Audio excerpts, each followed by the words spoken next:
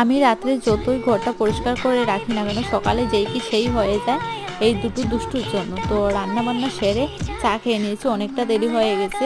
তো আজকে ভাবছি ঘরটা একটু ঝাড়বো, তার জন্য লেগে পড়েছি। ছেলেরা ঘুমোচ্ছে না, তো ওদের ঘুমের অপেক্ষা করলে আরও দেরি হয়ে যাবে, তার জন্য আমি লেগে পড়েছি। তো ওদেরকে স্নান করানো হয়নি, ঘরটা ঝেড়ে তারপর ছেলেদেরকে স্নান করবো। একটা ঝাড়ু বানিয়েছি, কারণ একটা ফুল ছিল ঘর ঝাড়ার, সেটা দিয়ে হচ্ছে না। তো ঘরটা পরিষ্কার করা হয়ে গেছে, ছেলেদেরকে স্নান করে একটু তেল মালিশ করে নিচ্ছি। এই ঠান্ডার সময় তেল মালিশ করলে একটু আরামে ঘুমোবে। তো ওদেরকে তেল মালিশ করিয়ে আমি ব্ল্যাঙ্কেটটা রোদেও দিয়েছিলাম, ঘুমানোর সময় ওরা খুব আরাম পাবে তার জন্য। তো ওই ব্ল্যাঙ্কেটটা দিয়ে দিয়েছি, এখন ঘুম পাড়িয়ে চলে আসলাম আচ্ছা, আমি কাপড়গুলো নিয়ে। নিজেকে কি কাপড়গুলো চশমা ধুয়ে ছাড়া আয়না দিতে দেখেছো? অনেকটা দেরি হয়ে যায়, ছেলেরা না ঘুমোলে পরে না, কাপড়গুলো ভালো আমার করে চশমা ধোয়া ছাড়া যায় দেখতে না, যাবো কেন? তার জন্য।